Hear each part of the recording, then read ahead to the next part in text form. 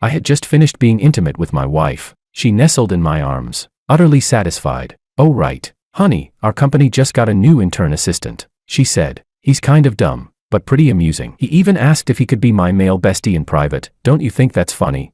The hand that had been stroking her long hair paused for a moment. "Oh, is that so? What did you say to him?" I asked. My wife pouted slightly. "Of course I told him I'd see how he performs. How could I agree so easily?" "Right, honey." My expression darkened instantly. No wonder she'd been buying clothes so frequently lately, the colors getting brighter and brighter. The time she spent on makeup had clearly doubled. "So it's just being a male bestie, huh? Fine. I can't accept a male bestie, but does his gender really have to stay the same?" Chapter 1. It was 8 in the evening. I sat on the sofa, head down, reading contract documents. With a click, the front door opened. My wife walked in wearing a red dress and high heels. She was tall and graceful, and beneath the short skirt were long, fair, delicate legs. Back in college, she had been the universally acknowledged campus belle. I never expected that after 3 years of marriage, her beauty wouldn't fade. Instead, it had become even more captivating. Watching her walk toward me, I felt a bit dazed. Recently, I had clearly noticed the changes in her. She bought clothes more and more often, and spent longer and longer on makeup. "Honey, I'm back," she said. My wife, Penelope Gonzalez, looked at me spacing out. She quickened her steps and threw herself into my arms. "Honey, what are you thinking about? Did you miss me?" I put down the documents in my hand and gently hugged her back. A faint jasmine scent drifted from her hair. It was a new perfume she had recently switched to. "What's going on? Has work been especially busy lately? You're home so late?" I asked softly, stroking her hair. "Have you eaten?" She rubbed against me affectionately. "I ate at the office, honey. A new batch of college interns just joined the company. You know, our manager hasn't been in the position for long." I wasn't at ease, so I stayed nearby to observe. She suddenly lifted her face, her big eyes blinking brightly. "Honey, look, this is the new dress I bought yesterday. Does it look good?" She stood up from my arms and spun around twice in front of me. The hem of the red short dress fluttered, making her fair skin stand out even more. I smiled and nodded. "It looks great." She suddenly leaned in and kissed me on the cheek. Then, "Honey, I'm going to take a shower first. Wait for me." Chapter 2. After she left, I expressionlessly took out my phone and called the newly appointed manager at her company. I asked about the specifics. This manager Wang was someone I had personally supported and deliberately sent to the Gonzalez group, one of my trusted confidants. Manager Wang confirmed my wife's account, and recently, my wife hadn't done anything out of line. Still, I felt a vague uneasiness and told him to keep an eye on Penelope's every move. If there was any abnormality at all, he was to report directly to me. Sure enough, less than 3 days later, Manager Wang told me something. There was an intern named Emmanuel who frequently bypassed him and reported work directly to Gonzalez, multiple times. That evening, I had just finished being intimate with my wife. Her cheeks were flushed as she lay contentedly in my arms. "Oh right, honey, I told you before that a new batch of interns joined our company," she said. "There's one of them I'm planning to make my assistant. He's quick-thinking and fairly humorous. Today he even asked if, in private, he could be my bestie. Don't you think that's funny?" The hand that had been stroking her long hair stiffened instantly. "Oh, is that so? Then what did you say?" I asked. My wife pouted and looked at me. Of course I told him I'd see how he performs next. How could I agree so easily? "Right, honey." My expression darkened immediately. Seeing that I didn't respond, her eyes widened slightly. "Honey, you're not jealous, are you?" She giggled foolishly and acted spoiled in my arms. "Oh come on, honey, don't overthink it. I just felt he came from a small town and was kind of pitiful, and his abilities aren't bad, so I wanted to take a little extra care of him. You know me better than anyone. From college until now, have I ever even glanced at another man?" That part, at least, was true. Since college, she had rejected countless admirers for my sake and stayed by my side alone. The two of us were inseparable. After graduation, my family had looked down on the Gonzalez family and originally planned to arrange a political marriage for me, but I insisted on marrying Penelope Gonzalez. My parents couldn't sway me and eventually agreed. In the 3 years after marriage, my wife had never crossed any boundaries. Last year, when my mother fell ill and was hospitalized, my father and I happened to be overseas on a business trip, expanding into international markets. During that period, it was Penelope who handled everything at the hospital, taking care of my mother tirelessly. When we returned from the trip, it was also the first time my mother spoke well of her in front of me. She praised my judgment, saying I had found a good wife. Over the years, the Gonzalez family business had also grown larger and stronger under the protection of my Santos family. If it weren't for Penelope's recent abnormal behavior, I wouldn't have doubted her in the slightest. What if I said, "I want you to fire him"? Chapter 3. Penelope's body stiffened abruptly. She frowned, her tone turning noticeably colder. "Honey, why? Do you really trust me that little?" I continued to stroke her long hair, though my fingertips carried a trace of chill. "I'm joking. Look how nervous you got. Since he's capable, it's good to give young people more opportunities. But forget about being besties, you know my bottom line." Only then did Penelope let out a long sigh of relief. She rubbed against me in my arms. "Don't worry, honey, your wife knows her limits." "Oh, right." She suddenly seemed to remember something. "Aren't you going on a business trip next Wednesday? I might take him to meet a client. Young people need more real-world experience. I'm telling you in advance, don't overthink it." "Okay. All right, just mind your boundaries," I replied. I gently kissed her on the forehead. "Go to sleep." After her breathing gradually evened out, I got up, walked into the study, and called Manager Wang. "Send me that intern's file before work tomorrow." I paused. "And also, have someone closely monitor all of Gonzalez's movements. Every detail, no matter how small. I want it reported." "Understood, President Santos." After hanging up, I contacted a private investigator to keep tabs on Penelope's every move. Better safe than sorry. I have no interest in being cheated on. Staring at the pale moonlight outside the window, I felt no trace of sleepiness. After so many years together, I would definitely give her a chance. But if she truly crossed the line and touched my bottom line, I wouldn't mind stripping the Gonzalez family of everything and resetting them to square one. 3 days later, I wheeled my suitcase out the door. My wife, dressed in a light yellow floral dress, saw me off at the entrance. She clung to me, holding my face and kissing me repeatedly. "Honey, come back early from your trip. What if I miss you?" I gently pinched her cheek. "It's only a week. I'll be back soon." After much coaxing, I finally managed to get her to let go of me. "All right then, be careful on the road. Honey, call me when you arrive." She looked at me pitifully. After driving away from Penelope, I took out my phone and looked at the intern Emmanuel's photo, his features oddly similar to mine. The smile on my face slowly disappeared, playing the substitute trope. "Are we?" "Penelope, I hope you don't disappoint me." Chapter 4. On the first day of my business trip, Penelope bought Emmanuel a bespoke suit worth $300,000 and took him to meet a client. Photos from the private investigator arrived shortly after. In one of them, Penelope was personally adjusting Emmanuel's tie, the two standing extremely close, their posture intimate. The suit Emmanuel was wearing was from a custom brand I often wore myself. All these years, she had only ever tied a tie for me. On the second day of my trip, Manager Wang called. "President Santos, President Gonzalez credited yesterday's $20 million project entirely to Emmanuel." There was clear dissatisfaction in his voice. "I personally followed the project for 2 full months before closing it. That intern can't even understand contract clauses. Yesterday he just followed Gonzalez to sign the deal." I gently swirled the red wine in my glass. "And," I asked, "Gonzalez not only gave him the $200,000 project bonus, but also bought him a Patek Philippe worth over $1 million. It was charged to the company account, under the name of Project Rewards." I took a small sip of wine. "I understand." I hung up the phone and looked out the window. The night view of this island city was beautiful, but I knew this beauty wouldn't last long. It would completely vanish once dawn broke. Things that are too perfect are always the easiest to lose. On the third day of my trip, Penelope made an exception and promoted Emmanuel to her personal assistant. On the fourth day, the private investigator reported back. The two hadn't had much private contact in person. I sat on the sofa in the presidential suite, scrolling through the chat history between Penelope and Emmanuel. Before I left on my trip, I had installed monitoring software on her phone. I could synchronize and view all her messages in real time. The chat records from the past few days were fairly normal. Emmanuel sent daily messages checking in on her, asking if she was tired or cold. But today, something felt different. Emmanuel said, "Penelope, about what I mentioned before, wanting to be your male bestie in private. I wonder if I've passed your assessment yet." Penelope replied, "I'll count it as a pass.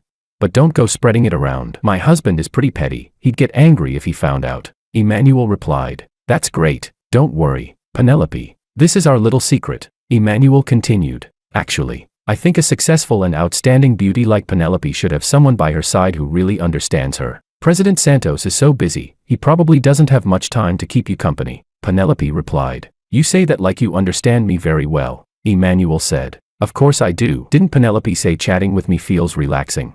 What a pity. If I had a girlfriend as wonderful and beautiful as Penelope, I wouldn't go anywhere. I'd stay by her side every day." "Oh, sorry, Penelope, did I say too much?" I just feel bad for Penelope. Don't overthink it." Penelope sent a laughing, Hand over mouth emoji. It's fine, you're just concerned about me. Don't be so nervous, I'm not going to eat you. Emmanuel replied. I knew Penelope treats me the best. To have a boss as amazing as Penelope, I'm really so lucky. I'll definitely work hard and repay Penelope properly. Watching the messages pop up on my phone in real time, my gaze grew colder. Over these past few days, their conversations had become increasingly heated, and the boundaries of their jokes were getting wider and wider. Chapter 5. I cut my business trip short by one day and rushed back to H-City. By the time I landed, it was already evening. I sat in the car as the driver glanced back at me. President Santos, shall we head home now? I shook my head slightly. Not home yet. Take me to Crown Club. I had already received word. Today was Penelope's best friend's birthday, and she had brought Emmanuel along. The car slowly came to a stop at the entrance of Crown Club. I didn't get out right away. Instead, I dialed Penelope's number. It rang for more than 10 seconds before she picked up. Honey, why are you calling all of a sudden? She asked. I replied calmly. Where are you right now? Today's Nova's birthday. I'm at her birthday party. Oh, is that so? Did you go by yourself? There was a brief pause on the other end of the line, her tone tightening slightly. Yes. You're on a business trip, and I didn't have anyone to keep me company. Don't drink too much. Head back early once it's over. On the phone, she clearly let out a sigh of relief. Got it. Honey, I'll go pick you up at the airport tomorrow. All right. I hung up, my expression dark and unreadable. President Santos, do you need me to go in with you? The driver asked cautiously. I straightened my suit and replied flatly. No, wait for me in the car. The moment I stepped into the Crown lobby, the front desk manager hurried over. President Santos, what brings you here? Would you like me to arrange? Without looking at him, I continued walking. Which private room is Gonzalez in right now? In the Phoenix Hall, the manager answered nervously. Do you need me to notify President Gonzalez? No need. I headed straight to the second floor, stopping outside the Phoenix Hall private room. The door wasn't fully closed, leaving a gap just wide enough to see inside if you stood by it. Inside the entire room, Emmanuel was the only man, sitting right next to Penelope. He wore a white shirt with his sleeves rolled up, revealing the newly bought Patek Philippe on his wrist. His face was flushed, clearly having been plied with quite a bit of alcohol by Penelope's friends. Nova, dressed in a red gown, shot Penelope a suggestive look. Penelope, your little assistant is really thoughtful. He even came with you to my birthday party. How about lending him to me for a couple of days? Penelope immediately became alert. What nonsense are you talking about? Emmanuel is still an intern. I'm warning you, don't set your sights on him. Nova's smile only grew wider. She bumped Penelope lightly with her shoulder. Oh, you're already protecting him. Penelope, you're something else. Chapter 6. Emmanuel chose the right moment to hand over a glass of milk. Penelope, you've had quite a bit to drink too. Maybe have some milk to sober up a little. Wow, so considerate. One slightly chubby woman exclaimed. Penelope, this is way better than your President Santos. That man always looks so cold and distant. How could he be as attentive as Emmanuel? Emmanuel smiled shyly. Please don't tease Penelope. This is just what I should do as a small assistant. Penelope takes great care of me at work. Whatever she asks me to do, I'm willing. Hearing this, Penelope's girlfriends exchanged glances. Their smiles grew increasingly suggestive. Who couldn't hear the implication in Emmanuel's words? Nova suddenly leaned close to Penelope, lowering her voice, but still loud enough for everyone to hear. Penelope, seriously, President Santos is so busy. How could he have that much time to accompany you? Your little assistant is handsome and attentive. Ever thought about it? If you don't want him, I'll take him. A faint blush spread across Penelope's cheeks. She pushed Nova lightly, half complaining, half embarrassed. Hey, stop talking nonsense. The smugness in Emmanuel's eyes was impossible to hide. Penelope, don't be upset. I know everyone's just joking. Sister Nova, come on, I'll drink a few more with you. Emmanuel downed 3 more glasses in a row. His body swayed, and he leaned straight against Penelope, his arm instinctively wrapped around her waist. Penelope hesitated for a moment, then didn't push him away. I took out my phone and clicked, capturing the scene. The moment I pushed the door open with my phone in hand, everyone in the room widened their eyes. Penelope shoved Emmanuel away as if shocked by electricity. Honey, why are you back? I swept my gaze across the room and raised the phone, showing the intimate photo of Penelope and Emmanuel. What a perfect match. Handsome, attentive, a real boy toy. I said coldly. Tell me, shouldn't I just do you all a favor and complete this cheating pair? Penelope's friend stared at me in disbelief, not daring to breathe. Half drunk, Penelope sobered up instantly and jumped to her feet. Honey, you misunderstood. It's not what you think. Seeing Penelope wronged, Emmanuel immediately flew into a rage. He shot to his feet and blocked her behind him. glaring at me defiantly. You're Penelope's husband. You can insult me if you want, but how can you insult Penelope? Do you have any idea how exhausting it is for Penelope to manage such a huge company every day? Can't you let Penelope Gonzalez worry a little less? Let Gonzalez worry less. I stepped forward, eyes narrowing, my gaze passing over Emmanuel and locking directly onto Penelope. So now, it's a lowly assistant's turn to teach me how to be your husband, is that it? The moment Penelope saw my eyes, she knew I was truly furious. She panicked and rushed over, trying to grab me. Honey, I'm wrong. Please don't act rashly. Emmanuel didn't mean it. I grabbed a wine bottle off the table and smashed it straight down onto Emmanuel's head. Who the hell do you think you are, daring to lecture me? Bang. Glass shattered, alcohol and shards flew everywhere. Yellow liquor mixed with blood streaming down from Emmanuel's head. Chapter 7. Screams erupted throughout the private room as everyone kept retreating backward. Honey, have you lost your mind? Penelope rushed over to hug me, but I flung her away with one hand. Emmanuel glared at me with venom in his eyes. He struggled to get up, only for me to kick him flying. I strode over, grabbed his tie, and yanked him up. Then I slapped his pale face over and over again. Smack, smack, smack. Emmanuel was finally terrified, crying and begging nonstop. President Santos, I was wrong. I'm sorry, I shouldn't have provoked you. Please let me go. I'll never dare again. Nova finally snapped out of it and hurried over to pull at me, trying to smooth things over. President Santos, you really misunderstood. Today is my birthday. Please, just give me some face. All right. I slapped her across the face. Who the hell do you think you are? Why should I give you any face? The entire room fell into dead silence. Nova covered her face, standing there in a daze, staring at me in disbelief. Penelope finally exploded with anger. Her face flushed bright red. Skylar Santos, that's enough. Have you completely lost your mind? Emmanuel was just drunk earlier and accidentally leaned on me. There's nothing between us. We're completely innocent. How long are you going to keep making a scene? Innocent. I backhanded Penelope across the face. Innocent. Then why did you lie to me, saying you came alone to your best friend's birthday? He's just an intern. What ability does he have for you to value him so much? Promote him straight to executive assistant. Manager Wong worked on that project for 2 months. You just took this pretty boy to sign a contract, and suddenly all the credit belongs to him. You give him bonuses, and that's not enough. You even buy him $1 million watch. Chatting flirtatiously with this pretty boy in the dead of night, and you dare tell me you're innocent? Penelope covered her face. Tears welled in her eyes, but she stubbornly lifted her chin. So, you've been monitoring me all this time. Her voice trembled uncontrollably. Skylar, when did you become so unfamiliar, so terrifying? Chapter 8. Terrifying. I sneered at her. Compared to you flirting behind my back with some pretty boy, investigating the truth between you is what you call terrifying. Nova covered her face and muttered from the side. President Santos, you really overthought it. Everyone was just joking earlier. Shut up. I turned and pointed straight at her nose, shouting harshly, this is not your place to speak. The entire room fell into instant silence. Everyone was cowed by my presence. Emmanuel still refused to back down. President Santos, don't make things hard for Penelope. If there's a problem, come at me. I laughed immediately. Such an excessive request, I'd be happy to grant it. I walked over and started kicking him again. One kick after another. Young as he was and physically fit, after more than a dozen kicks, he couldn't take it anymore. He spat out a large mouthful of blood with a retch. Stop, honey, stop hitting him. I was wrong. I really was wrong. Please stop. Honey, if you don't stop, I'm calling the police. I kicked him another 5 or 6 times before finally stopping. I scanned the room and let out a cold laugh. Fine, call the police. Right. Sure, let me make this clear today.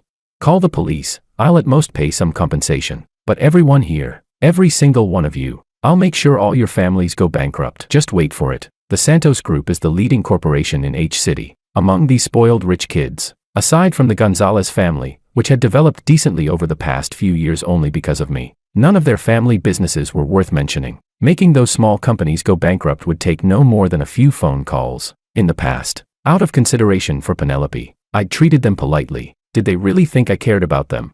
As soon as I said this, they finally realized exactly who they had provoked. Panic spread instantly. Faces turned pale. Legs went weak. President Santos, we were wrong. This has nothing to do with us. Yes, President Santos, we're innocent. President Santos, we can testify for you. You didn't hit him. Emmanuel fell on his own. He brought it on himself. President Santos, if you're still not satisfied, we'll hit him for you. Please rest. Exactly. How could we let you dirty your hands with this? We'll handle it. Seeing that I neither agreed nor objected, they exchanged glances and rushed forward together, taking turns slapping Emmanuel across the face. Smack, smack, smack. The blows were ruthless. The entire private room echoed with slaps and Emmanuel's screams. Penelope stood there completely stunned. She never imagined that simply bringing a small assistant to a best friend's birthday would end like this. She wanted to rush over and stop it, but didn't dare. She could only stand there in a daze. I didn't spare her another glance and turned to leave, the moment the private room door closed. Penelope finally collapsed to the floor, breaking down in sobs. Chapter 9. I sat in the back seat of the car and closed my eyes. Drive. Go home. It was almost midnight when Penelope finally returned. Her eyes were swollen and red. When she saw me sitting on the sofa, her gaze turned complicated. Honey, can we talk? I tossed the divorce agreement my lawyer had prepared in advance onto the coffee table. There's nothing to talk about. Divorce. Penelope stared at the agreement as if struck by lightning. She staggered a few steps and almost fell. No, honey, I don't want a divorce. I was wrong. I really was wrong. She rushed over and hugged my legs, tears falling in large drops. I know I was wrong. Honey, I really didn't do anything to betray you. Please, give me one more chance. Okay. I grabbed her chin hard. Her cheeks were swollen, tears streaming down her face. Give you a chance? Did you forget how you were about to call the police at Crown Club to protect your precious little boy toy? Her whole body stiffened, and she shook her head frantically. No, honey, that's not it. I was afraid you'd hit too hard and things would get out of control. Honey, there's really nothing between him and me. I'll never see him again. I'll fire him tomorrow. As she spoke, she leaned in to kiss me. I kicked her away. Penelope, are you shameless? At the beginning, I told you to fire him. You refused. Now that things have blown up like this, you come begging me. I'll give you 1 day to pack your things and get out of the Santos house. Otherwise, I'll treat you like trash and dispose of you myself. Figure it out. With that, I ignored her completely and went to the bedroom to sleep. All night long, suppressed sobbing echoed from the living room. The next morning, Penelope had prepared a lavish breakfast early. Freshly baked Danish pastries, foie gras with eggs, bird's nest porridge. Honey, breakfast is ready. Come eat. I only glanced at it briefly, then turned to Butler Wong. Butler Wong, have these remade? Yes, young master. Chapter 10. Penelope collapsed into the chair, tears falling again. Honey, do you really hate me that much? You used to love the breakfasts I made with my own hands. Now you won't even look at them. I sneered at her. Penelope, do you know your cooking is terrible? Yes, before, I loved you. No matter how bad it tasted, I could swallow it. But now we're getting divorced. Why should I keep wronging myself? I used to hate this kind of plot the most when reading novels. Stuff like once you eat your wife's cooking, you'll never be able to eat anyone else's again. Isn't that just brain damage? Do these people never eat out? Even if they don't go to restaurants, rich girls or wealthy wives who never touch housework, how good could their cooking possibly be? Could it compare to a professional nanny or chef? Penelope's face instantly turned pale, as if she'd been slapped hard. Terrible. She murmured repeatedly. How could it be terrible? Clearly before. Now. I glanced at my watch. You have 16 hours left to pack your personal belongings. Do you need me to have the bodyguards help you? And sign the divorce agreement as soon as possible. Otherwise, I have plenty of ways to force you to sign. Penelope looked at me pleadingly. Honey, no, don't. We're not divorcing. Don't abandon me. You said before you'd love me for a lifetime. Butler Wong brought over a cup of hot milk. I took a sip and set it down unhurriedly. Not divorcing. Then wouldn't I have to stay on guard all the time, waiting for you to put a cheating crown on my head?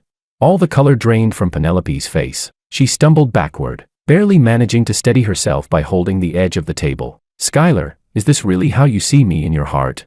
She clenched her teeth, her voice trembling violently. Then what else? I picked up the newly served foie gras and egg and took a bite. During this time, haven't you personally proven it to me? Her mouth opened slightly, but she couldn't say a single word in rebuttal. Only tears kept dripping down. I finished the Danish pastry, drank the milk in one go, and wiped my hands. Penelope, stop struggling uselessly. We've been together for so many years, you know me. Once I, Skylar Santos, make a decision, even my parents can't change it. So why do you think you can? Pack your things, sign the divorce agreement, and let's part cleanly. With that, I didn't look at her again and left the house with my bodyguards. Chapter 11. In the period that followed, Penelope Gonzalez moved out, yet still refused to sign the divorce agreement. Left with no other choice, I turned my attention to the Gonzalez group. After Manager Wong's bonus was reissued, I recalled him back to take a position at the Santos Group. 60% of the Gonzalez Group's business had always come from the Santos Group. Once the Santos Group publicly announced the termination of all cooperation with Gonzalez. The Gonzalez Group stock began to plummet day after day. Other companies that had partnerships with the Santos Group quickly followed suit, canceling their cooperation with Gonzalez at the first opportunity. The Gonzalez Group was thrown into chaos, buffeted by storms, with panic spreading everywhere. As for that pretty boy Emmanuel, I had every detail of his background thoroughly investigated. Back in college, he had been kept by wealthy older women multiple times. After Penelope forced him to return the gifts and kicked him out of the company, he simply went back to his old ways. It didn't take long before another rich woman took him in. I happened to know that woman's husband, a nearly 60-year-old man named Juan. I had people send Juan the obscene photos we'd taken, and privately taught him a little trick. Juan flew into a rage and quickly carried out his revenge. Following my suggestion, he replaced the lubricant at home with industrial-strength glue. Juan pretended to go on a business trip, but in reality, he lay in wait nearby with his bodyguards. Sure enough, on the very day Juan left, his wife brought Emmanuel straight into the house. Less than half an hour later, ghostly screams echoed from inside. Juan stormed in with his men, confiscated their phones immediately, and trapped the cheating pair on the bed for a full day and night before sending them to the hospital. Doctors rushed them into emergency surgery. Juan's wife fared relatively well, just a lot looser than before. Emmanuel, however, was not so lucky. After a full day and night of severe congestion, necrosis had already begun to set in. With everything glued together beyond separation, the only option left was surgical removal. Photos and videos of Emmanuel being literally stuck together with the older woman somehow, accidentally, got uploaded online by one of the bodyguards. Overnight, they spread like wildfire through group chats, social feeds, and timelines. The entire internet exploded. Emmanuel had been a campus heartthrob in college, already fairly well known. Coupled with his striking looks, his social media accounts had amassed over 100,000 followers. Before long, netizens dug up every detail of his past. Scrolling through my phone, I saw every major platform in total chaos. Shocking scandal. University campus heartthrob Emmanuel caught in bed with a sugar mommy by her husband. Industrial glue causes lower body necrosis. Forced removal. This absurd headline shot straight to the trending charts. Emmanuel became infamous overnight. Opening the comments section, all kinds of dirt poured out. Oh my god, isn't this that so-called Prince Charming from University? Turns out he was living off rich women. Totally agree. No wonder he wore designer brands back in college. Everyone thought he was a rich kid. Turns out he was just a kept man. Even someone that old wasn't off limits. Dude's tastes are wild. Serves him right. Pretty boys who climb the ladder with their faces and knowingly become the third will always get their karma. Isn't this the Cruz family's precious son? Always bragging to us old neighbors about being an elite student from a top university. Bah. Disgusting. Reading those comments, I couldn't help but shake my head and sigh. The pretty boy had just graduated from college, his youth and future ruined like this. Truly reaping what he sowed. That very night, I took a few trusted confidants out to a bar. We drank heavily and celebrated properly. Chapter 12. During this period of time, Penelope bombarded me with dozens of calls every single day. I didn't answer a single one. Security at both the company and the Santos family villa had long since been instructed. Penelope couldn't get in at all. All she could do was wait downstairs at my company every day, rain or shine, without fail. That day, it was pouring rain, and she was still standing downstairs, unmoving. My assistant knocked and came in. President Santos, it's raining heavily outside. President Gonzalez is still standing downstairs. I flipped through the documents without even looking up. What? Feeling sorry for her? Why don't you go stand with her? The assistant's face turned pale instantly. He lowered his head at once. I wouldn't dare. President Santos, I just thought, if something happens to Gonzalez in front of our company, it might affect the company's image. Only then did I impatiently put the documents down. All right, I get it. You can leave. The assistant bowed quickly and withdrew. I called security and had Penelope brought into the lobby downstairs. The moment I stepped out of the elevator, Penelope rushed over and dropped to her knees with a thud. Honey, I know I was wrong. Please don't divorce me. Okay. Please save my Gonzalez family. Honey, I really know I was wrong. I'll never dare again. She reached out to grab me, but I flung her hand away. I tossed the divorce agreement and a pen onto the floor. Sign it, Penelope Gonzalez. I don't want to waste words on you. If you sign now, the Gonzalez group will only be knocked back to what it was 3 years ago. If you keep clinging on, then I'll have no choice but to bankrupt your entire family. Oh, and you've probably seen Emmanuel's recent news, haven't you? This is your last chance. Leave with nothing. Sign it and go. Otherwise, I'll post your chat logs and photos with Emmanuel online for everyone to see. Your mother is a university professor. She cares most about reputation. Perfect timing. Let her see exactly what kind of daughter she personally raised. Penelope's face turned deathly pale. Her body went limp as she collapsed onto the floor. Rainwater dripped continuously from her hair. Skylar, how can you treat me like this? Her voice trembled uncontrollably. Skylar, my mother isn't in good health. You can't do this. You can't do this to my mother. Oh, now you know how to think about your mother. I looked at her coldly. Then when you were flirting and getting cozy with Emmanuel, why didn't you think about your family? Penelope bit her lip hard, blood seeping out from between her lips. Well, I frowned and glanced at my watch. Are you signing or not? I'll give you 2 minutes to decide. Chapter 13. She knelt on the marble floor, her shoulders trembling uncontrollably. She suddenly lifted her head to look at me and finally asked the question that had been buried in her heart. Was what happened to Emmanuel your doing?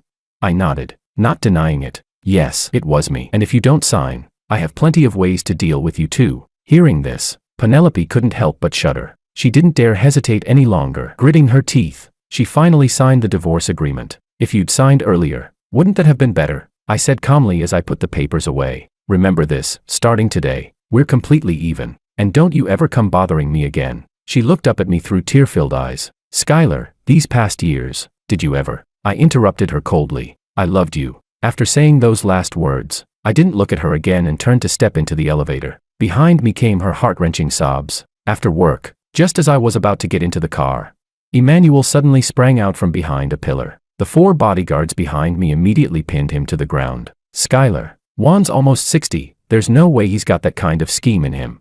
Tell me, was it you behind everything? Sometimes, a man's intuition really is frighteningly accurate. Back then, Penelope was only slightly off, and I immediately sensed something was wrong. I had given her a chance. She simply didn't know how to cherish it. After Emmanuel's incident, the very first person he suspected was me. All I can say is, damn accurate. I smiled, looking down at him from above. Yes, that's right, it was me. So what are you gonna do about it? Go ahead, sue me. Do you have any evidence? Careful, or I'll sue you for defamation. Of course, you can also try to get revenge on me privately. Bring it on. Let's see who destroys whom. I couldn't be bothered to look at him any longer. The driver hurriedly opened the door, and I slid into the car. Emmanuel was still pinned to the ground by the bodyguards, staring at me with bloodshot eyes. Ah, Skylar, you bastard, you won't die well. I rolled the window down and looked at him with mock pity. Emmanuel, being Penelope's male bestie is no longer an option for you, but you could still be a female bestie. Think about it. Emmanuel went completely berserk. He struggled violently, veins bulging from his forehead. Ah, Skylar, you deserve to die, even as a ghost. I won't let you go. I gave a calm order to the bodyguards. Beat him. They immediately understood and began a brutal beating. I rolled the window back up, closed my eyes slightly, and said to the driver, drive. In the rearview mirror, Emmanuel's curled-up figure on the ground grew smaller and smaller, until it finally disappeared. President Santos, should we handle this more thoroughly? The bodyguard captain in the front passenger seat asked, turning back. No need, I replied flatly. He's already a useless cripple. Let him be, he won't be stirring up any storms. Chapter 14. Recently, I met an interesting fellow in the business world. He's not very old, but his outlook is surprisingly broad. According to his theory, future families will be diverse. There's no need to be trapped in marriage. You can stay single, cohabit with the same sex, cohabit with the opposite sex, or choose a traditional marriage. And if you're rich enough, you can obviously run multiple tracks at the same time. I found his words damn convincing. If you're rich, why bother wasting emotional energy on relationships? Isn't focusing on making money far more satisfying? As for raising an heir,